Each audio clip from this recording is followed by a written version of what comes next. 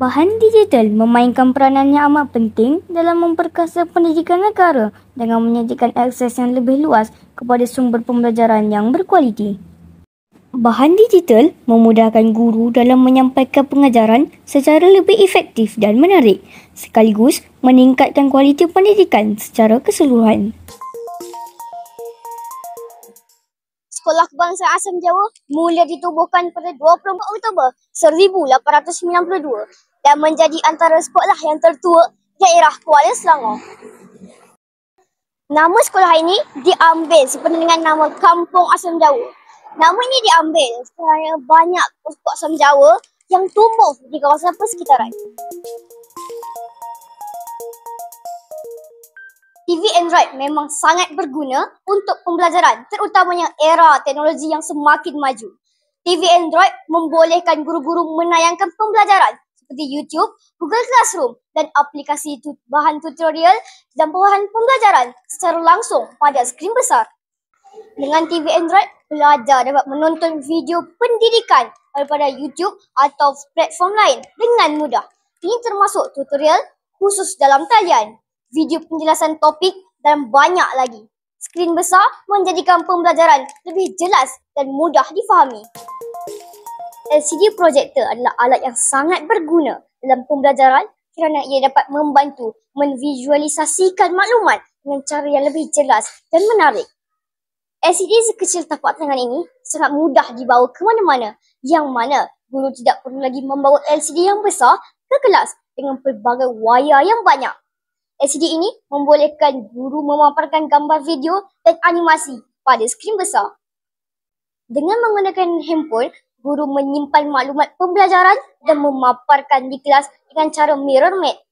Murid dapat melihat dengan jelas dan memahami perkara yang disampaikan oleh guru. Screencast di telefon bimbit adalah fungsi yang sangat berguna yang membolehkan guru merakam aktiviti yang berlaku pada skrin telefon pada TV Android. Screencast membolehkan guru membuat tutorial video yang menunjukkan cara menyelesaikan pembelajaran dengan lebih jelas dan menarik. Dengan itu, guru hanya menyimpan maklumat pembelajaran dalam telefon bimbit dan akan memaparkan di skrin TV Android. YouTube adalah platform yang sangat berguna dalam pembelajaran kerana ia menyediakan akses kepada pelbagai video pendidikan yang boleh membantu dalam proses pembelajaran dan pengajaran. Guru-guru di sini telah membina channel YouTube untuk pendidikan murid-murid di sekolah ini. Dengan wujudnya studio TV PSS, guru-guru telah menerbitkan bahan-bahan pendidikan dan maklumat tentang sekolah sejak tahun 2005 lagi.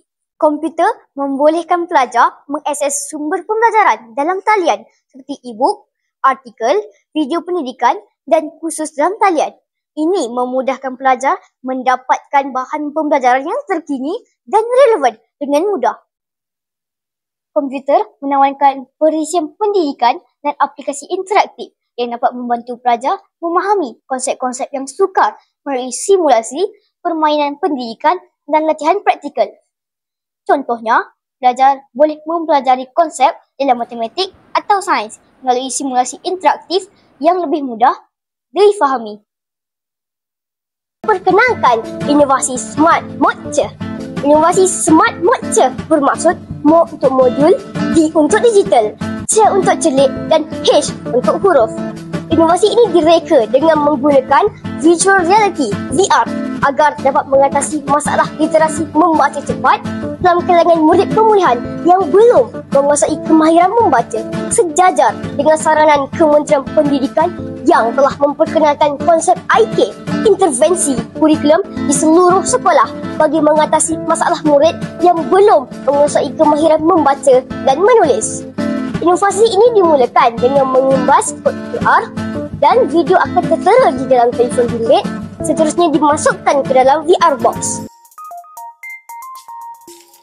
Dengan kemajuan teknologi, bahan digital menjadi satu elemen penting dalam usaha membangunkan sistem pendidikan negara yang lebih moden, inklusif dan berdaya saing di peringkat global.